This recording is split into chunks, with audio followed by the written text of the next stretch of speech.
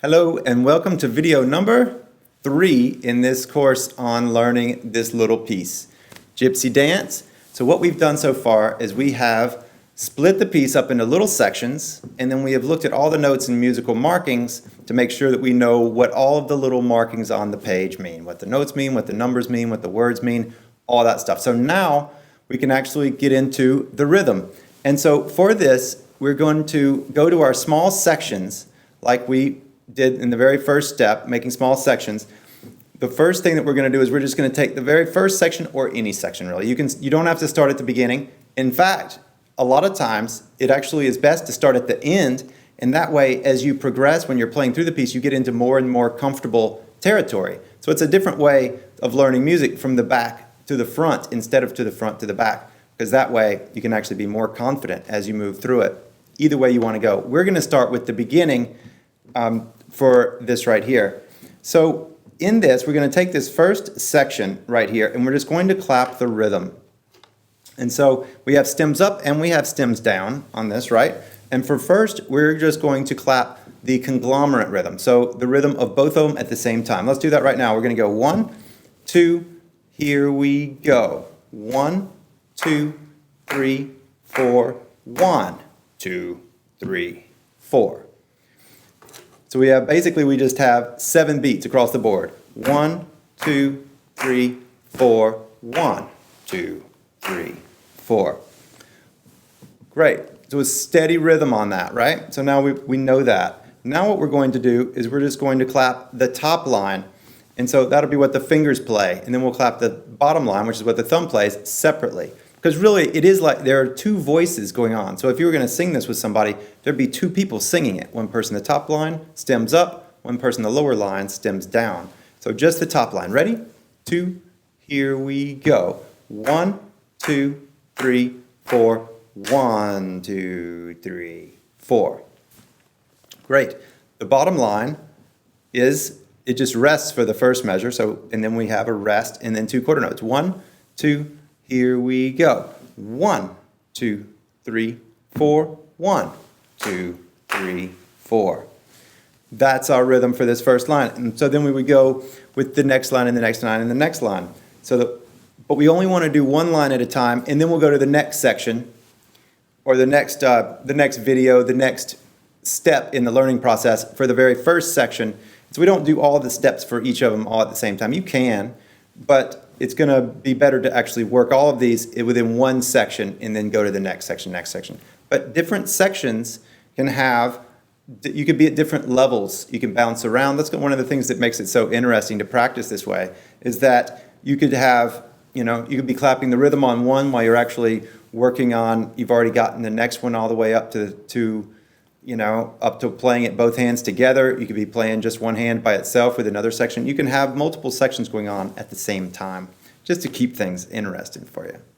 So then this next section, I just want to point this out right here, and that is this note right here, and that's a pickup note. So in our second section right here, then we're going to start counting on 4. So this is 4, 1, 2, 3, 4, 1, 2, 3. And so with the very first one, we started right on the downbeat, the 1, right? 1, 2, 3, 4, 1, 2, 3, 4. With this one, we're starting on the 4 because really it comes in right here. This is really where, in the piece, that's where this note right here comes in. So we're just overlapping the sections. But to practice them separately, we want to actually separate it and practice just like this. So we're going to count like this. We're still going to count from the beginning of the bar. We just come in on beat 4. Ready? 2, here we go. 1, 2, 3, 4, 1, 2, 3, 4, 1, 2, 3, 4. I almost missed the entrance there. Let's do it one more time. Ready? Go. 1, 2, 3, 4, 1, 2, 3, 4, 1, 2, 3.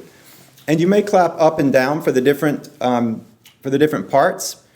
That could actually help to separate them in your mind a little bit. If you clap the stems up notes up here, clap the stems down notes down here, that could really help just to organize this in your mind. And that's one of the biggest things that we're doing, is just getting this organized and looking at it from a number of different ways, so that by the time you actually play it both hands together and everything, you've practically got it memorized because you've looked at it from so many different angles. It's like meeting someone in a number of different circumstances. You just get to know them really fast.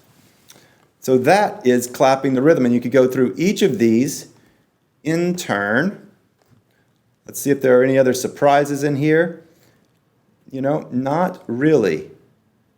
It's pretty much those same two rhythms right there through the entire thing.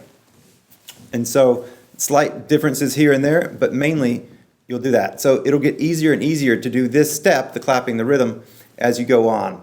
In the next video, what we're going to do is actually look at a more advanced thing that we can add into this area. If you're just beginning, then you would go ahead and skip to playing the right hand by itself, and that's the next step on our 7 steps to learning the piece. Now, as you get more advanced, what you can do is at this step, before we even pick up the guitar, you can start adding in dynamics and musical elements, articulations like short note, like accents and long notes and loud notes and soft notes and these type of things. And so you can do this, but it's more advanced, and so eventually you will want to do that step here because it basically you'll learn the piece a whole lot better that way, and it'll be more musical right from the get-go. You'll save a lot of time. But if you're first starting out, if this is like your first or second piece or something like that, then watch the next video, sure, but then you may just want to go ahead and then in your actual practice, work on the right hand first, and then add this next video on the dynamics, add that at the end. So you can choose which way you want to go with it. Okay, good to see you. We'll see you in the next one.